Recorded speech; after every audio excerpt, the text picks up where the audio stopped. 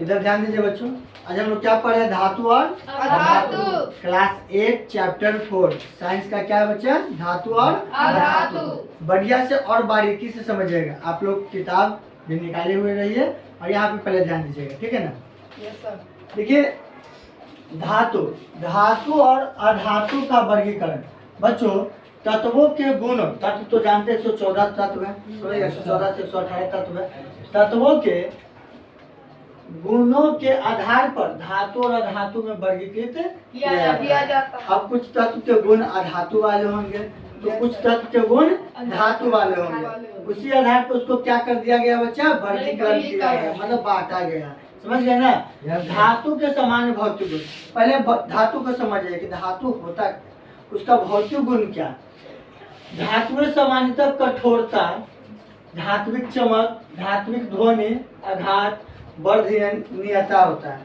देखिए बच्चा धातु में क्या होती है? कठोर होती है। धातु जो कठोर होती है मजबूत रूप में होती है, समझ गए ना। और वो आघात वर्धनीयता, वो आघात वर्धनीयता होता है। साथ ही धात्विक ध्वनि होती है। धातु में क्या होती है बच्चा? ध्वनि होती है, आवाज होती है। पीटने पर क्या करती है? आवाज उत्पन्न होती है। और उसमें चमक होता है। धातु क्या होती है? चमकता है। समझ गए ना। धातु क्या होती है? चमकता है, ठीक है। देखिए आघात वर्धनीयता, इसको समझिए। ये तो समझ गए धातु में चमक होती है, धात्विक ध्वनि, पीटने पर आवाज होती है, समझिए ना। आघात वर्धनीयता क्या है? आघात यहाँ पर ध नहीं, यहाँ पर घ कर दीजिएगा, ठीक है ना। आघात वर्धनीयता ये क्या है, इसको समझिएगा।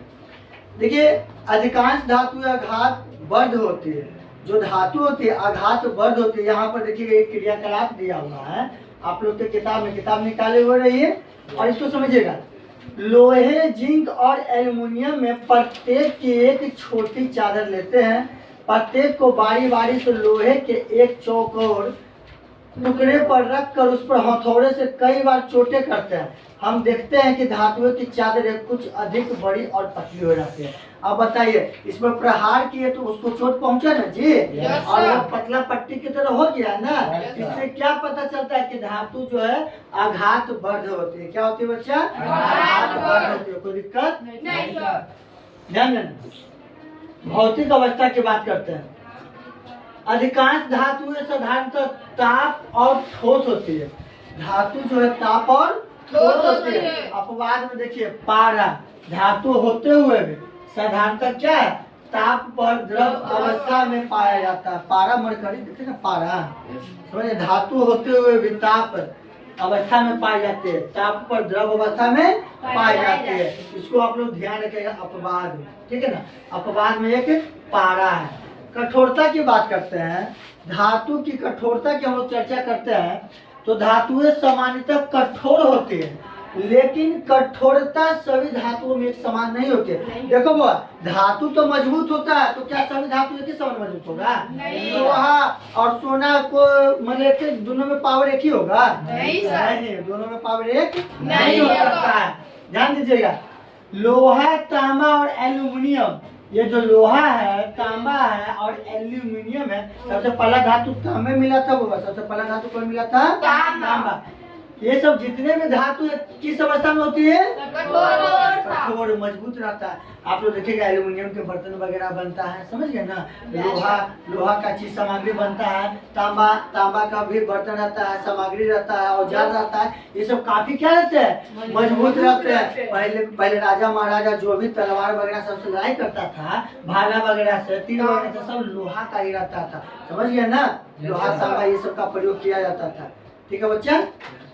सोडियम, पोटेशियम और मैग्नीशियम जैसी धातु जो है नरम होती है, बहुत ही नरम होती है। इसको आप लोग चाकू से भी आसानी से काट सकते हैं, समझ गए ना। सोडियम, पोटेशियम और मैग्नीशियम जैसी धातुओं को क्या कर सकते हैं बच्चा? आसानी से आप लोग चाकू की मदद से काटा जा सकता है। ये धातुएं कठोर नहीं, ये धातु कैसी होती है? नरम होती है। अच्छा लोहा के तो चाकू से काट देगा? नहीं कटेगा, लेकिन सोडियम और पोटेशियम क्या होगा? कट जाएगा। क्लियर है? कोई दिक्कत? देखिए अगला टॉपिक है, आप लोग को जो लिखवा दिए थे तनन सामर्थ्य। तनन सामर्थ्य लिखे थे ना? Yes sir. धातुएं काफी सबल, होने के कारण अत्यधिक भारी बोझ वहन कर सकती है। और एक धातु मजबूत होती है, इसलिए लोहा के गाड़ी पर देखते हैं कितना भी आप वजन ट्रक वगैरह देखे ना जी, ट्रैक्टर का डाला उस पर कितना भी एकदम लोड करते जाएगी, हम कोई फर्क पड़ता है नहीं इससे। वो सर। क्या होती है?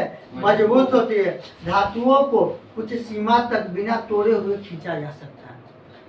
धातु को कुछ सीमा तक बिना तोड़े हुए हम लोग क्या कर सकते हैं? खींचा खींच सकते हैं, क्योंकि इनके तनन सामर्थ्य माप होती है। कुछ धातु है, जैसे टंगस्टन का तनन सामर्थ्य बहुत अधिक होता है। टंगस्टन जो है ना बुआ, बहुत मजबूत होता है, बहुत मजबूत है, समझ गए ना। और पोटेशियम है, ये मैग्नीशियम है, ये सब क्या? सोडियम है, ये सब क्या है? इस सब का तनन सामर्थ्य बहुत ही कम कम होता है, ठीक है ना, बहुत ही कम होता है।